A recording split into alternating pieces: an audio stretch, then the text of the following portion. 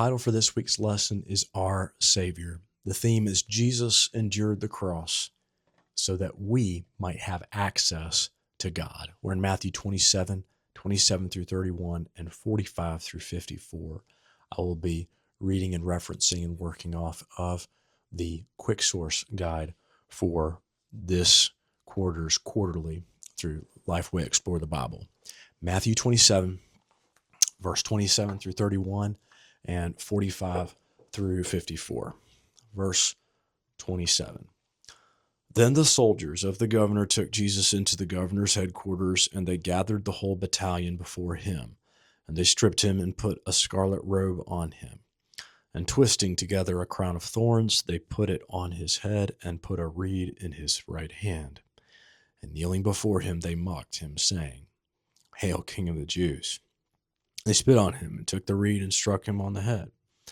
And when they had, our sin did this to Jesus, y'all. Our sin did this to Jesus. What a Savior. Verse 31, and when they had mocked him, they stripped him of the robe and put his own clothes on him and led him away to crucify him. Verse 45 through 54. Verse 45. Now from the 6th hour there was darkness over all the land until the 9th hour. And about the 9th hour Jesus cried out with a loud voice, saying, Eli, Eli, lama sabachthani, that is, my God, why have you forsaken me? And some of the bystanders hearing it said, This man is calling Elijah.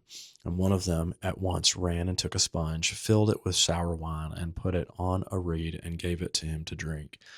But the others said, Wait, let us see whether Elijah will come to save him. And Jesus cried out again with a loud voice and yielded up his spirit. Verse 51, and behold, the curtain of the temple was torn in two from top to bottom, and the earth shook and the rocks were split. The tombs also were opened, and many bodies of the saints who had fallen asleep were raised. And coming out of the tombs after his resurrection, they went into the holy city and appeared to many.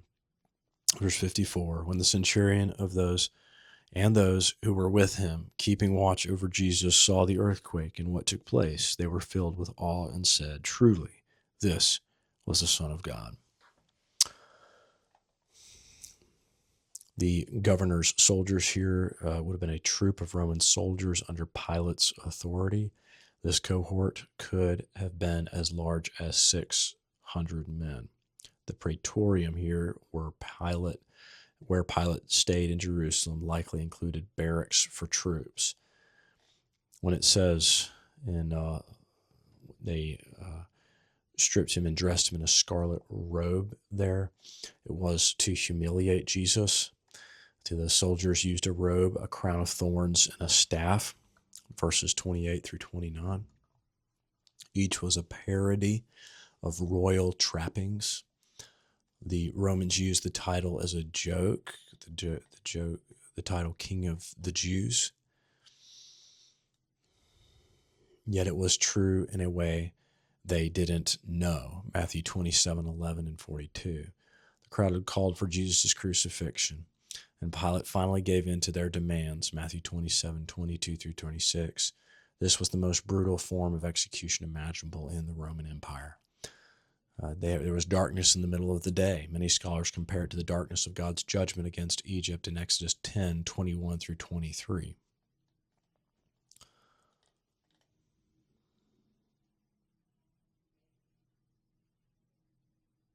When he says, Eli, Eli, lama sabachthani, that is, my God, why hast thou forsaken me? See Psalm 22:1. Jesus' words are quoted in Aramaic. His cry expresses the isolation he felt as sin separated him from his Father.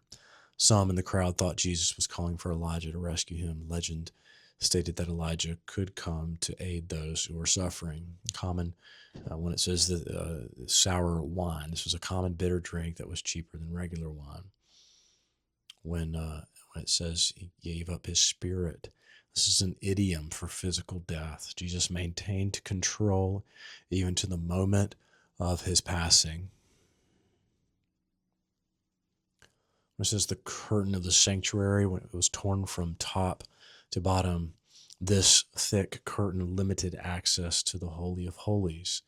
This, along with an earthquake and the raising of the dead in verses 51 through 53, were additional supernatural signs. The centurion's confession mirrored that of the disciples in Matthew 14:33 and 16:16, and foreshadowed the gospel being received by both Jews and Gentiles. Point number one, mocked.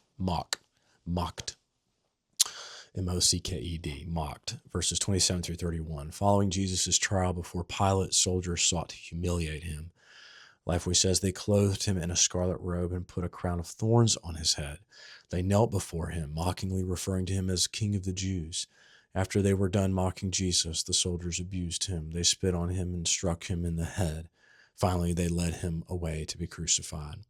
Point number two, forsaken, verses 45 through 49. At noon, darkness came across the land, they say, and lasted for 3 hours. Jesus cried out in Aramaic, asking God why he had abandoned him. His words echoed Psalm 22.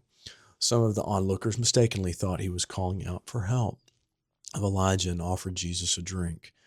Point number three, Son of God, Matthew 27:50 through 54. When Jesus died, the temple curtain was torn into from top to bottom. This was not the only supernatural event Matthew recorded. He also noted the earthquake, tombs were opened, and the bodies of the saints were raised. When the centurion and others with him saw these things, they declared that Jesus must be the Son of God. The summary statements are: Jesus endured the cross so that we might have access to God. Jesus' willingness to endure the shame and humiliation of crucifixion leads us to humble ourselves, to surrender in praise. We can be confident in knowing that Jesus' death was part of God's redemptive plan, and the crucifixion of Jesus calls for the response of faith. The key doctrine is salvation. Lifeway says faith is the acceptance of Jesus Christ and commitment of the entire personality to him as Lord and Savior. John 1:12 through 13, Titus 2:14. What was the last biography you read? How much space did it give to the person's death? Maybe it's not a whole lot of space. The last line devotes more than 2,600 pages to Winston Churchill's life and only 3 pages to his death. This is not the case with the Gospel of Matthew's account of Jesus. Jesus' death was central, and Matthew devoted 7 out of 28 chapters to the events surrounding Jesus' crucifixion. What does the amount of space devoted to Jesus' death tell us about its importance? Why do you think that it is important? When have you felt most isolated? We know Jesus felt isolated. He felt forsaken by God because he was. When have you felt most isolated? What made Jesus' separation from God so intense? How does the reality that Jesus was separated from God the Father so that you could be accepted by God the Father and adopted into his family affect you? How does Jesus' cry on the cross point to the greatness of our sin? What convinced you that Jesus was the Son of God and Savior of the world? God bless you as you study, both receive and teach his word this week.